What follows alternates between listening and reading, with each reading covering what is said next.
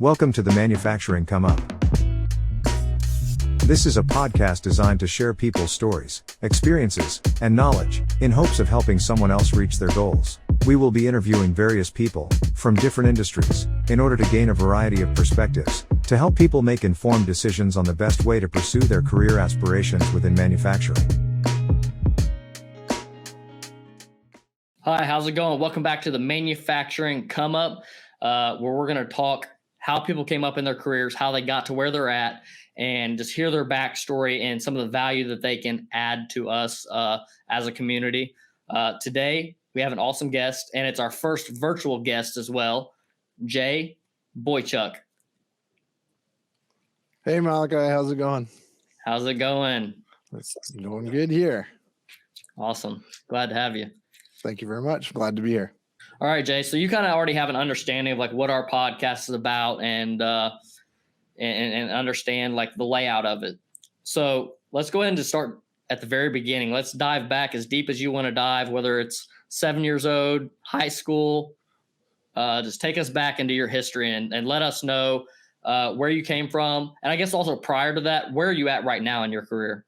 This episode of the Manufacturing Come Up is sponsored by Elite Automation. Elite Automation is a systems integrator specializing in robotic weld cell applications, and especially the design and manufacturing of the weld fixture. If you have any robotic weld cell needs, you can reach us at rfq@eliteautomationusa.com. Yeah. Well, right now I'm doing software for automation companies, and there's a long story behind that, of course, but it's about automating the automator. There's a company called Total ETO, and it's just keeping everything organized while you're building custom machinery. So my whole backstory is what led me to be here, and it does start early. And I used to love building stuff with my dad in the garage and putting stuff together, always starting from scratch, usually no plans, doing that kind of stuff. It propagated and went on to high school, where I was fortunate enough to go to a school many years ago. I'll try not to date myself, but back when PLCs were in a box the size of a suitcase, and they had a great couple of classes. I used AutoCAD version 9, I think it was, to start with. Wow. And in 2D. So we had a class for that in school. Everybody had to do floor plans for a house. And me and this other guy said, we don't want to just copy a floor plan from a magazine or an existing plan. We want to design our own house. Yeah. The the teacher at the time wouldn't let us do it because he said, that's too much work, right? Like you're just copying. And we're like, no. So he put us together, and everybody else did 1,500 square foot houses. We ended up designing a 5,000 square foot mansion because there was the two of us, and did landscaping and everything. And we just wanted to create our own piece, though. We didn't want to just copy stuff. Again, that's that mentality that I've always had, is doing our own thing. So, and the manufacturing classes that we had in high school, my high school, like I said, I was very fortunate to have those that drove that interest even further. We had a mechanical tech class, as well as that drafting class, where that was my first exposure to PLCs. Was a big, huge suitcase, pre-prepped, a couple of buttons on the front of it.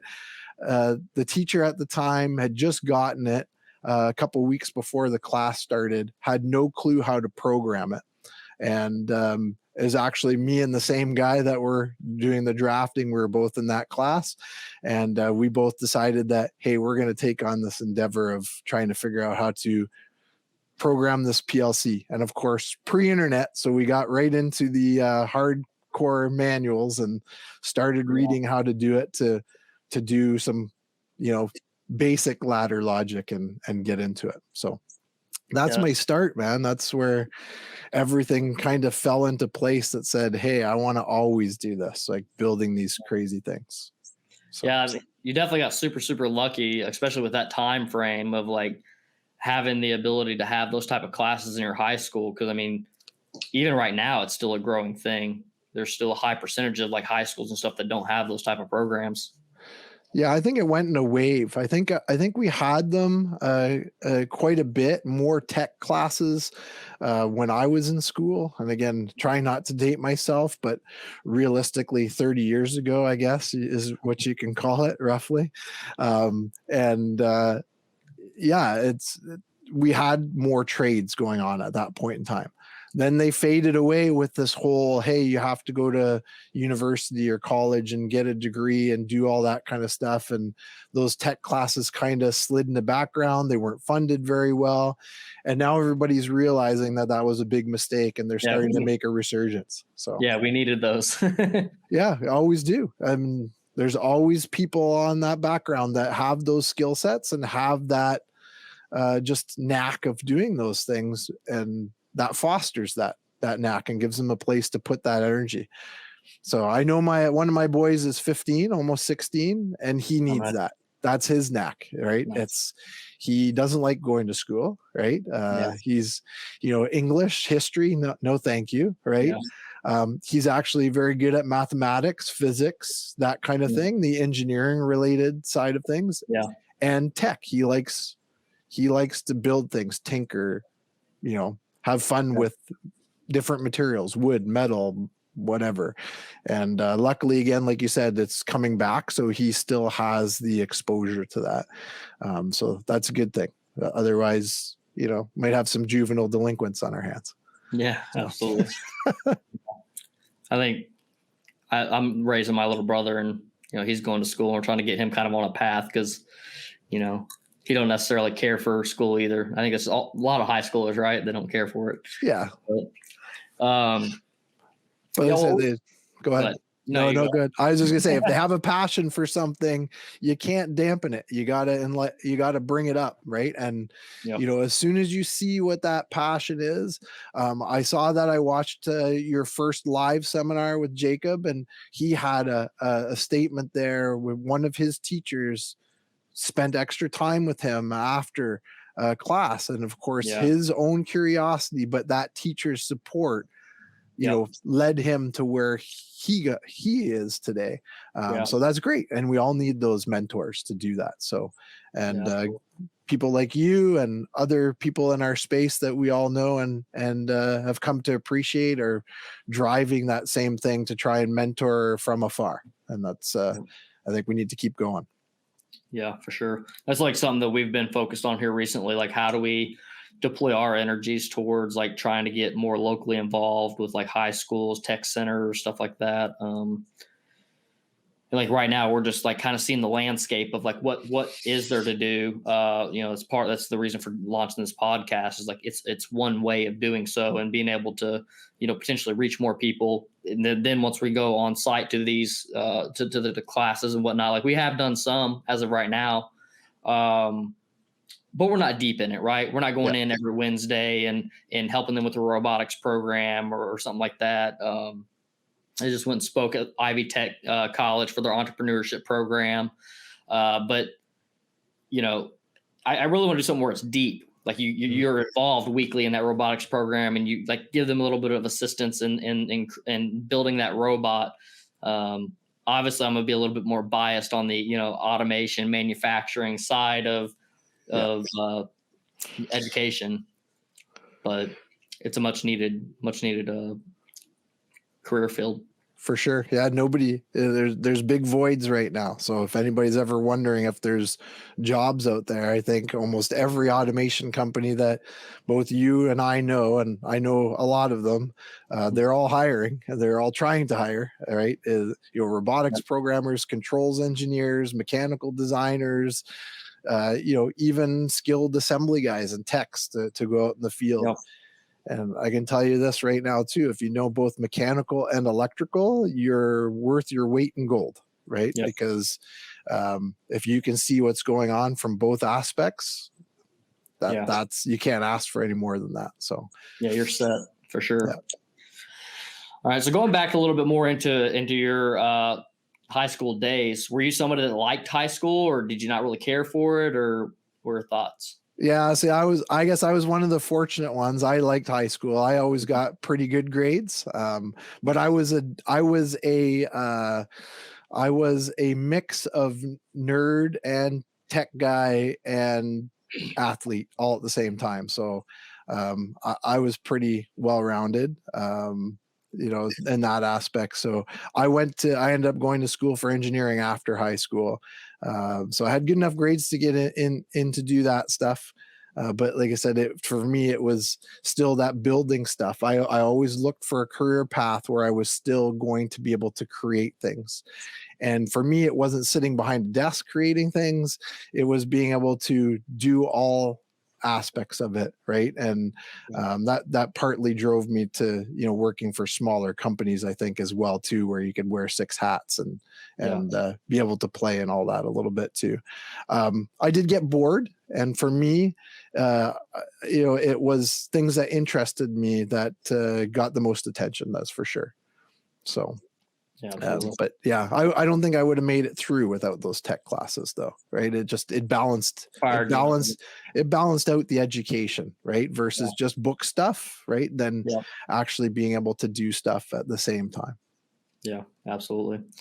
Yeah, and also too, I like the fact that you, like you said, you stuck with small companies because you liked wearing multiple hats. You liked being able to bounce around from different job tasks. That was a big one for me. Like, I kind of didn't have a lot of desire to go into a corporate field, and realistically for my career, I had one employer. I worked for that one employer for like 8 years doing system integration on new systems. And, like that, it was a smaller company. I think at max size, they had 13 employees. And so like I was a PLC programmer, I was a robot programmer, I was a vision programmer. Like, I definitely could not be where I'm at today, or at least would not have had the confidence to like even pull the trigger to be where I'm at today if it wasn't for capturing all those different skill sets and then saying, well, I can engineer this entire system by myself. Like, I don't necessarily have to have anybody. The only thing I still can't do is mechanical engineering, though. Well, you never know. All right. You never know. Yeah. No, it's actually a road that I really wanted to dive down. But I'm just being a business owner, it don't make sense. Like I'm even pulling away from like programming and stuff like that. I do as little as possible now. Yeah, that makes sense. Yeah, you change, right? You evolve and get into different roles, and that's the same with me. I started off, drafting stuff in the summertime, getting into designs, and I saw what was going on in the back shop, right? And I was just a CAD jockey at that point, just putting stuff back into. It was actually from paper to AutoCAD at the time. So again, dating myself, of course, right?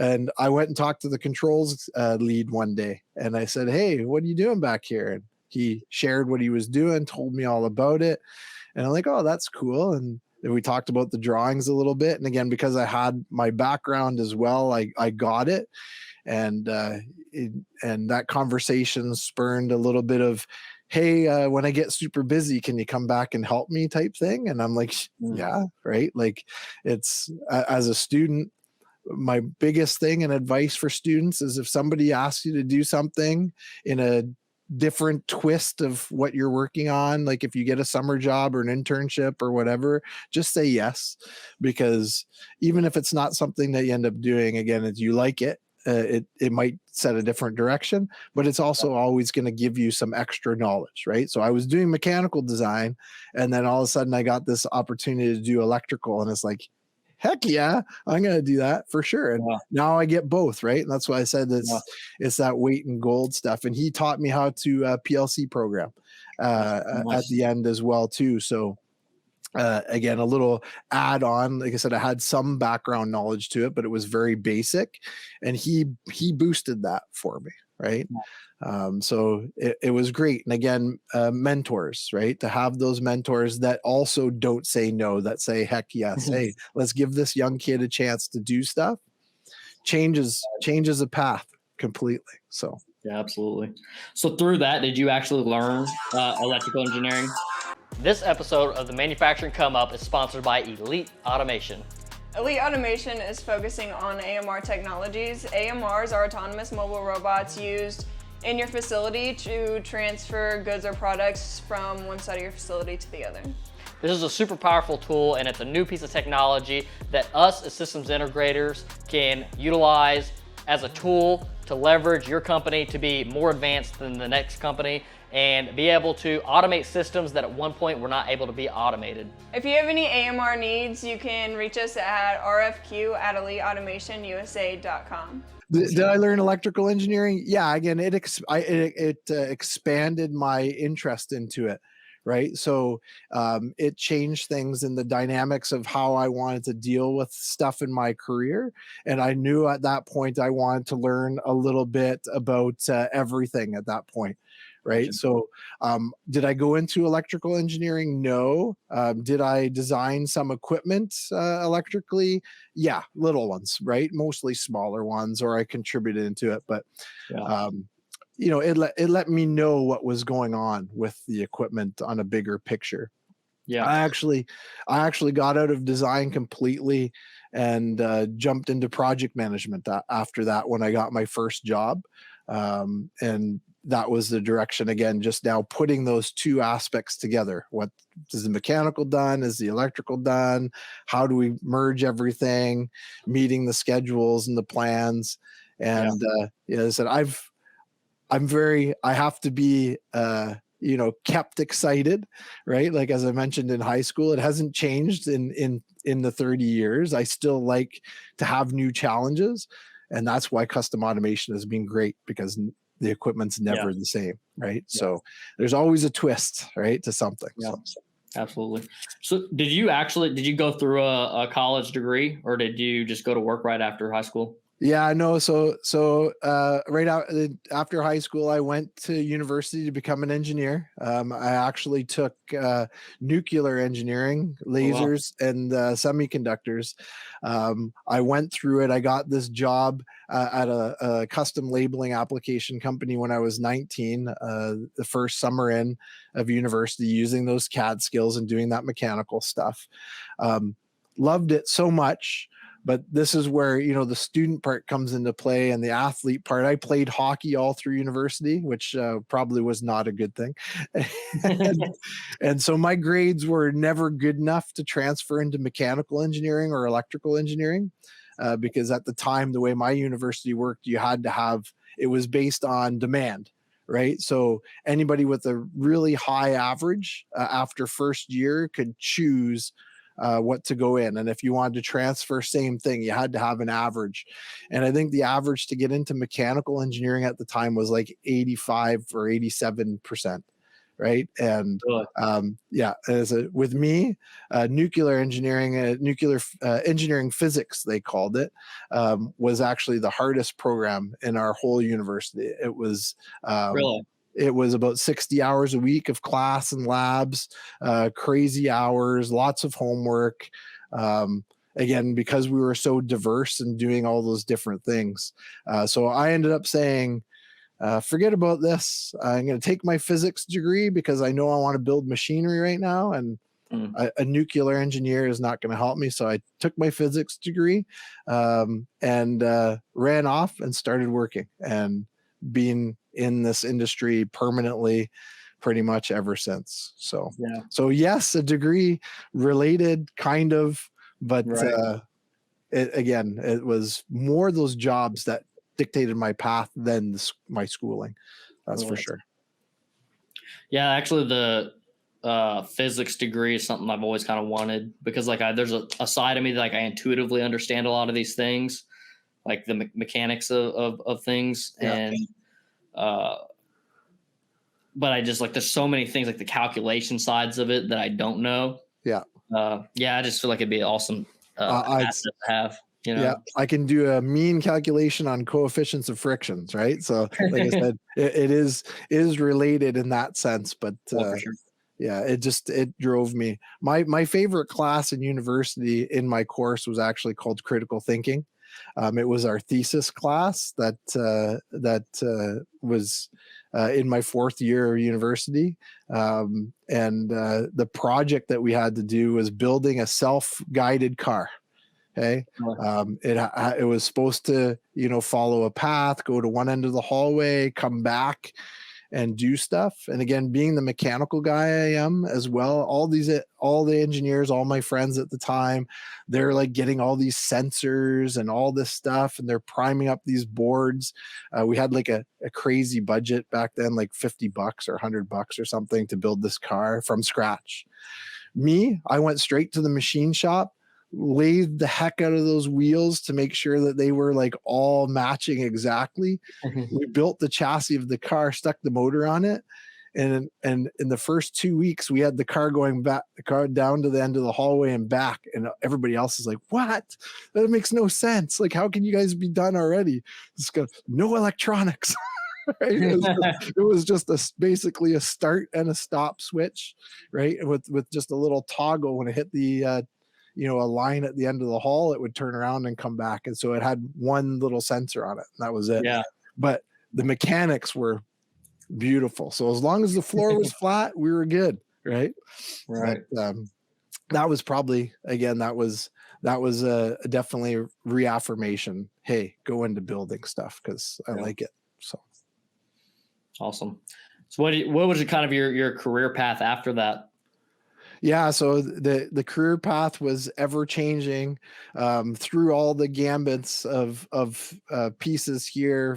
For project management, I always helped build equipment in the back. Like I said, working for small companies, I think I did it on purpose so that I could always get my hands dirty. I worked for custom packaging equipment first, full time, building stuff. There's one machine I made from start to finish, mechanical design, controls design, installed it in the field. It was a really simple machine. I think we ended up building 12 of them. It was for putting the toy in the front of a cereal box. Okay, so it was a marketing ploy at the time. It was actually a die cast or like a Hot Wheels car from NASCAR, and they wanted to put it on the front of the box so the kids would all see it and say, "Hey, I don't have that one." Versus rooting in the bottom. Now they don't even put toys in the cereal anymore. You get a little flap on the back. You have to mail away if you want it. But so I built that machine from scratch. So doing everything again. And then I said, well, the only aspects I'm missing are like quoting stuff and doing sales. And so I ended up leaving that company to pursue that side, got an inside sales job, started using software, surprisingly, the one that I represent now, of course, to quote my own projects using historical information and digging up like, hey, we did something similar to this 10 years ago or 5 years ago. What did it cost? Manipulating it. And so I started doing my own estimating until the other sales guys got mad at me because I would bypass their queue by doing all the upfront work and just taking it to the estimating manager and getting him to sign off on it. I'd have my quote out in 2 days. They're waiting 2 weeks. And they ended up putting me in the estimating department and said, you can do your own, you're going to do ours too. So I ended up doing that. And that led to finding great parts, right? Like, because you're doing custom machinery, you need custom parts. You need to figure out, hey, how much is this going to cost to build this machine, right? Like, these components, these servos, these bearings, these whatever actuators at the time, because I was doing lifting equipment. So I got into purchasing too, right? And chasing down those parts and figuring it out. So I always kind of say I've been through every facet of custom automation except for accounting, and they can have that. I'll leave that for the accountants. Right. Yeah, it's been kind of one of the more complex parts about being a business owner, and that I don't care for. Yeah. It's a lot of numbers that often don't make sense, and things that definitely flow downstream to do. And it's one of those different mindsets for sure. But hey, like I said, we need everybody, right? You can't limit it to say, hey, we need tons of programmers. Yeah, we do. We need tons of programmers, but we also need machine builders, and we need welders, and we need electricians, and we need everybody that's involved in that automation space to come together and build these machines and get them out the door so that we can keep manufacturing moving in North America. Yeah, Absolutely. What made you make the transition from being more of a technical person to sales? It was just again, it was just kind of desire and one of those whims of doing it. And of course, like I said, I never left the technical side behind. I still love building stuff and doing things. So if I was ever in a straight sales position in the machinery business where I just sold stuff, again, I probably wouldn't have done it. But that's just my personality. So again, I've been fortunate enough to have all of those aspects to grow into management, but still be able to, go out and touch the equipment, play with the equipment, see it going live. That's always exciting, right? Like you Yeah. spent the last 4 months building this thing. Now you get to see it making other stuff. It's Yeah. I never wanted to leave that part behind. So that's definitely the transition of, it was a transition, but not right. Right. For me anyways, for doing that stuff. Yeah. I mean, I absolutely love it. That's one of the things that like why I chose to do this type of business. It's like, I don't feel like it can ever get old because by the time you install systems all the same way for the next 5 years, some other new thing comes out, a new bin picking software, a new robot brand, a new, you know what I mean? Like if you look at like collaborative robots, they haven't even been in the market like what, 10 years maybe now, at least, popularly, maybe not even that, maybe like 5 years popularly, mobile industrial robots, like Mir. I mean, it's just wild, like where they've came and where all the other AMR applications and systems have developed. Like, wasn't even an option. You had AGVs back in the day that were, tens of thousands of dollars minimum investment. I mean, your AMR is as well, but just on infrastructure side alone, just on your infrastructure, you're spending tens of thousands of dollars, if not more, much more, Yeah, we got a great curve, and you just talked all robotics. I mean, you left the big segments out of there, right? Like there's still in automation, you still have conveyors and other systems, and a lot of companies that I work with right now build big hydraulic presses. Your limits are pretty big, right? Yeah. Like you can work with tons of different aspects of I'll call it, instead of robotics, just call it automation. Then that just puts that title out there so big. So I've been packaging automation, material handling.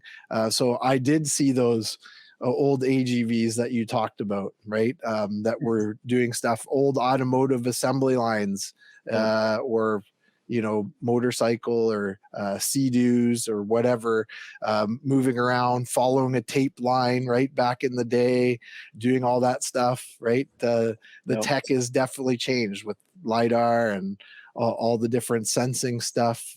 It never stays the same. It's technology. It's like your phone, right? Again, dating myself, my first phone was a hand-me-down from my brother who's 10 years older than me. So he was in industry when I was in university, and it probably weighed 3 pounds, clipped to my belt, right? And it was a phone. That's it. Nothing else, right? And now these days you have a phone that can do everything, right? And that evolved pretty quickly once it got started. And that's absolutely the same way automation's going.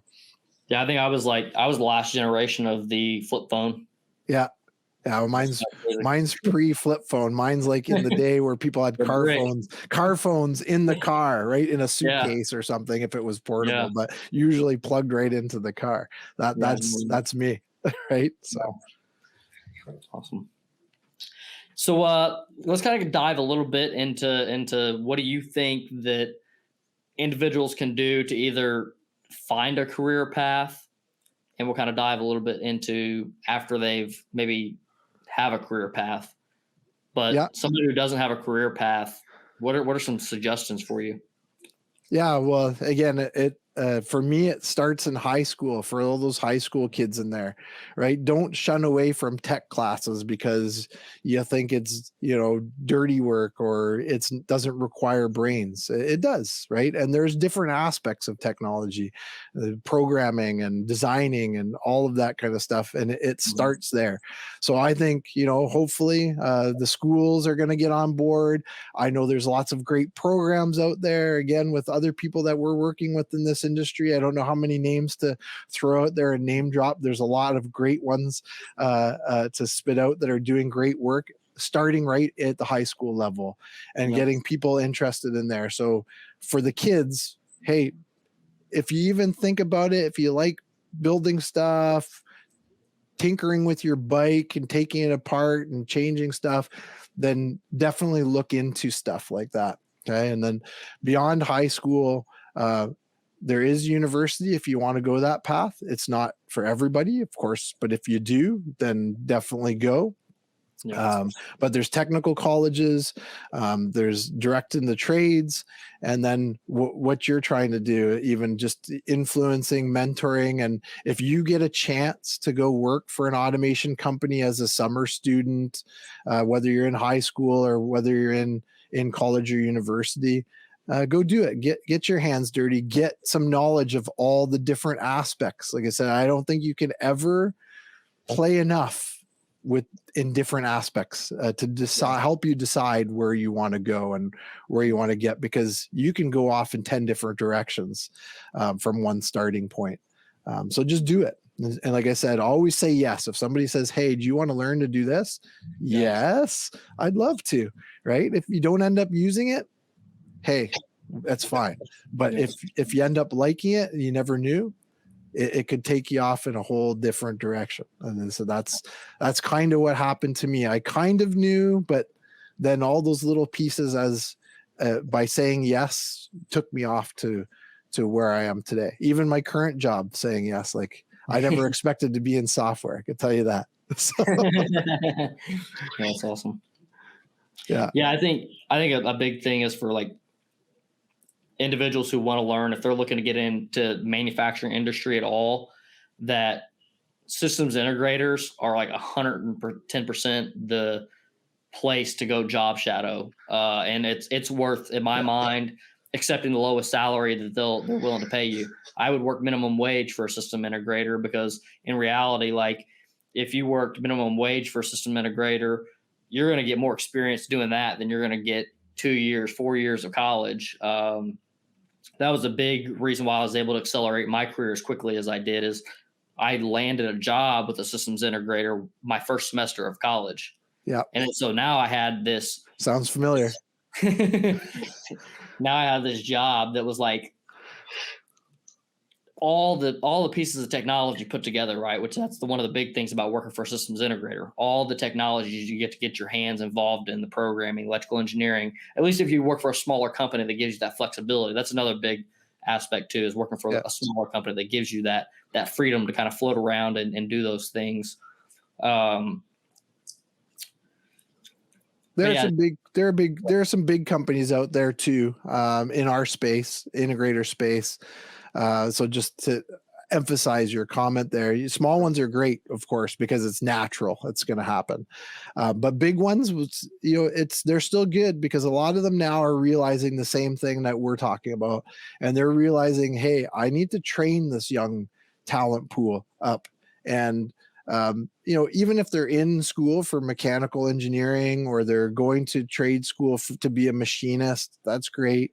But they still may have values in other places that they just haven't even thought about. So I think they're giving those cross-training activities as well too now in the bigger companies. And hopefully that continues to say, hey, here's some exposure to everything we do, not just the machining part that you came into, to help people, help kids especially decide, different paths and different directions to take.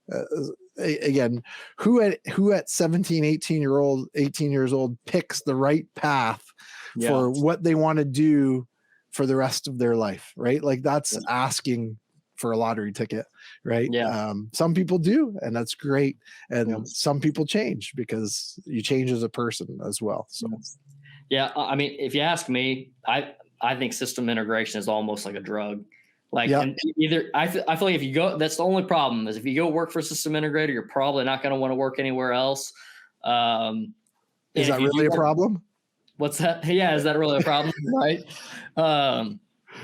Unless you just go into a completely different industry. You know what I mean? It's hard to want to go to something else after you like really experience it. You get to see a system go from start to finish. You get to see all the different technologies that you get to play with. Like, yeah, I don't know. It's just a very intriguing career path.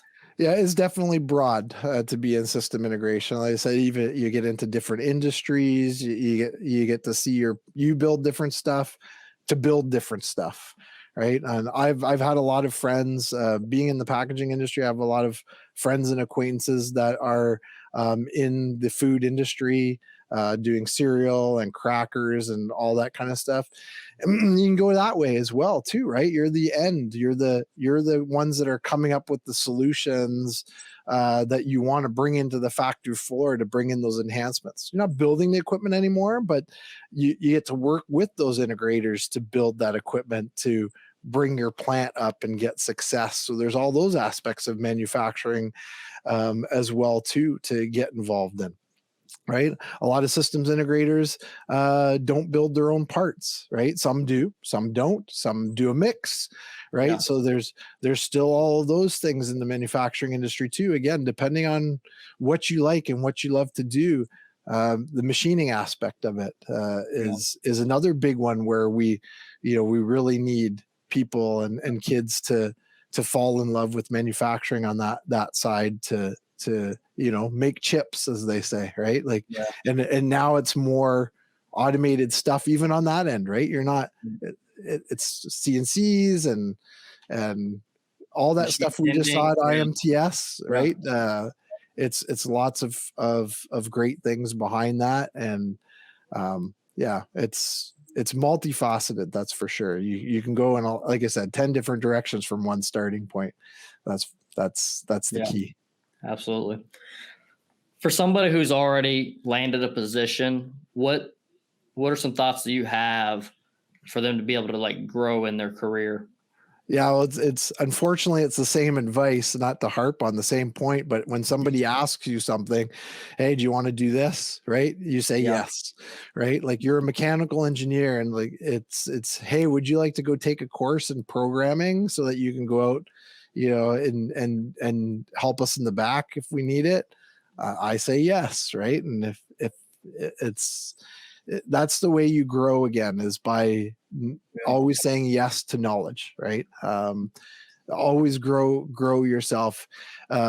Always look for those opportunities and always ask for those opportunities as well, right? So look for training things yourself and say, hey, I found this great course. I want to become SolidWorks certified. Strive to those goals, and find those ways to enhance your skill set and grow your knowledge in your aspect and different aspects.